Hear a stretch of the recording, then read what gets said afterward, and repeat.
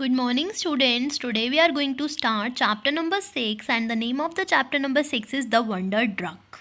So you have to open page number 49. Can you imagine medication without antibiotics these days? Before antibiotics were discovered, people would die even of small fevers or cuts.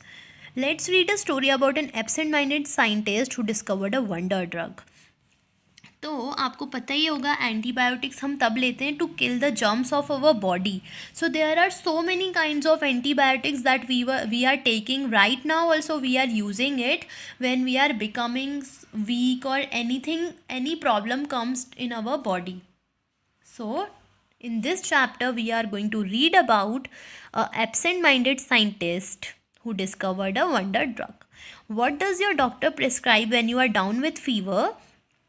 तो आपके doctor आपको क्या बोलते हैं जब आपको कुछ fever आ जाता है और if you cut your self badly, और अगर आपको कुछ कट लग जाता है बहुत ज़्यादा तेज़. Have you ever been told to take antibiotics? क्या आपको कभी भी बोला है कि आपको एंटीबायोटिक्स लेनी चाहिए? Various antibiotics are use to treat a number of diseases. तो एंटीबायोटिक्स बहुत सारी टाइप्स की होती हैं जो बहुत सारे डिजीज़ को प्रिवेंट करने के लिए यूज़ की जाती हैं and to prevent the onset of infections when our skin the first barrier to disease is somehow broken through a simple cut और a serious wound. Today we take antibiotics for granted but they are relatively recent discovery. तो हम छोटी चीज़ के लिए आजकल antibiotics लेते हैं. तो हमें उसका यूज़ इतना प्रॉपर पता नहीं है, लेकिन हमें छोटी बीमारी हो जाती है तो we are preferring to antibiotics कि हम एंटीबायोटिक्स लेकर ठीक हो जाएंगे.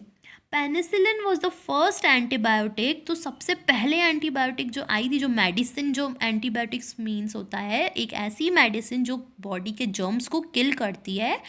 Penicillin was the first antibiotic which was not available until the early 1940s. तो पेनिसिलिन थी जो सबसे पहली एंटीबायोटिक बनी थी which was not able until the early 1940s, और वो 1940s के पहले नहीं थी. The discovery of penicillin give doctors new ammunition to fight diseases. तो मतलब जो पेनिसिलिन थी वो डॉक्टर्स को उसमें ये फ़ायदा हुआ कि वो डिजीज़ेस थे उस एंटीबायोटिक्स उस पेनिसिलिन को देकर ही डिजीज़ेस बहुत जल्दी प्रिवेंट होने लगे. Before its discovery minor wounds that become infected और trivial injuries could lead to death. पर इससे पहले जब एंटीबायोटिक्स डिस्कवर्ड नहीं हुई थी, उससे पहले जो छोटी trivial means not important injuries भी हम पीपल को डेथ की तरफ लेके चली जाती थी. There is a famous story about how penicillin was discovered by Alexander Fleming. तो यहाँ पे हम एक इंटरेस्टिंग स्टोरी पढ़ने वाले हैं, फेमस स्टोरी जिसमें बनाई है ये जो पेनिसिलिन एंटीबायोटिक्स थी, ये किसने बनाई थी? अलेक्जेंडर फ्लेमिंग ने. कहाँ पे? At Saint Mary's hospital, London. Fleming had a bit of reputation as an absent minded scientist. तो आपने सुना ही होगा कि हम बोलते हैं एब्सेंट माइंडेड, मतलब जिसका माइंड मीन्स जिसका ध्यान, जिसकी नज़र यही है लेकिन माइंड कहीं और है. So that for that person we are calling absent minded. So जो फ्लेमिंग है, अलेक्जेंडर फ्लेमिंग है, वो उनकी भी जो इमेज थी, रेप्यूटेशन थी, कुछ एब्सेंट माइंडेड साइंटिस्ट टाइप ही बनी हुई थी.